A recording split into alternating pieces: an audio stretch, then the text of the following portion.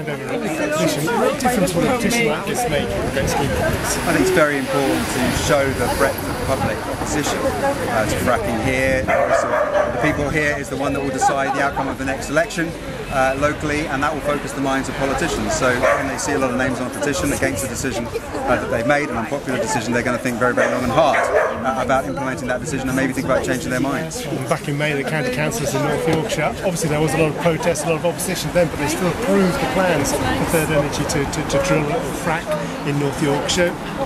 How much difference can it make? You say will it? What's absolutely clear from opinion polls right up and down the country is that the more people hear about fracking, the less they like it. The more people hear about the alternatives, the renewables, the jobs that they would create, the clean energy, the fact that it would give local communities control, the more they like it. And so I think, it's clearly things are heading in one direction. The government and the council have backed the wrong horse in this. They've rolled the dice, they've taken a punt, and actually, now it's the chickens coming home to roost. They realise that this isn't really going to deliver what they thought it might deliver, and they're going to think long and hard, I think, about this. The Labour Party's now said that it will ban fracking if it's elected. And what's your reaction to that? Well, it's very welcome, and I think this is another indication of how the tide is turning. You've had Tim Farron come out and follow the Green line. Now Labour are coming out and following the Green Party's line, and there's a very broad coalition developing around this.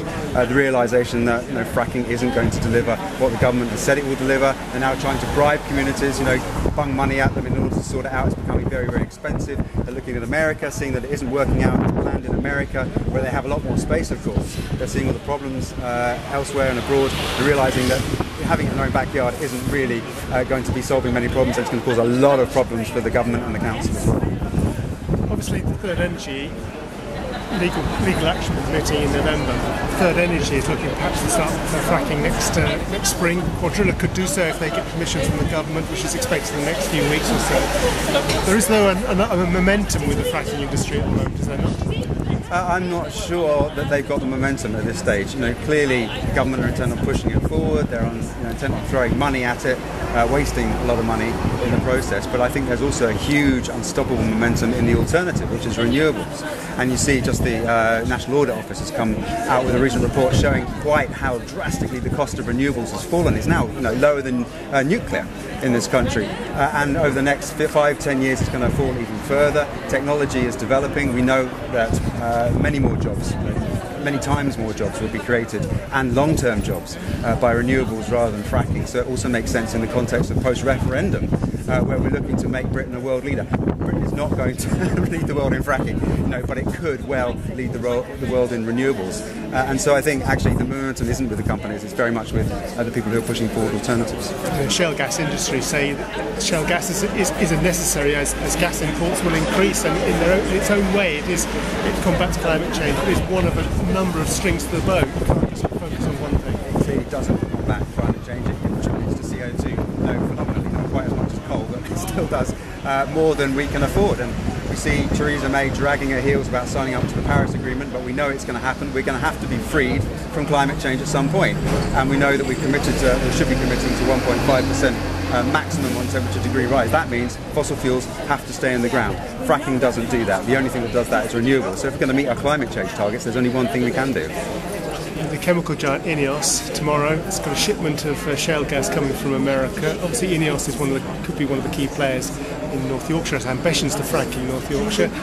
What's your thoughts about them bringing a shipment of shale gas into Grangemouth? Well, there's a cost here because we've got natural resources right around us. Think about Britain, being an island. We've got, I think, 7 times the latest calculation, the potential of electricity production from offshore renewables, offshore wind, wave and tidal power. There is so much potential there. The fact that we're now bringing it in from abroad at great environmental costs, great financial costs, it makes no sense. This is not common sense. This is just the wrong way to go. And this petition today, is that sort of continuing that stand against fracking, even despite all these other events that are going on around? It is continuing it. I think it's a recognition that we are at a crossroads. We saw it over Hinkley. We see the government going down a very centralised outdated 20th century route that's going to lock us into a deal for decades to come at very unfavourable prices and terms. It's going to have an impact on the consumer, it's going to push our bills up. There's only one thing that's actually going to bring our bills down in the long term, and that's to look forward to see what the future holds, to invest in that renewable energy, to develop the technology which is increasing exponentially in its pace, and actually taking seriously our energy security for the future. Now, fracking is not secure. We know that it doesn't just damage the climate, it damages the environment around where the fracking takes place. We know that it doesn't have local support. We know that it's not going to deliver lower bills for people. We know it's not going to deliver the jobs that people need. You know, it makes no sense. There's only one way to go. That's renewables. Let's invest in it. And you know, people are making this clear in their petition. They're getting it. The more they see of fracking, the less they like it. The more they see of renewables, the more they like it.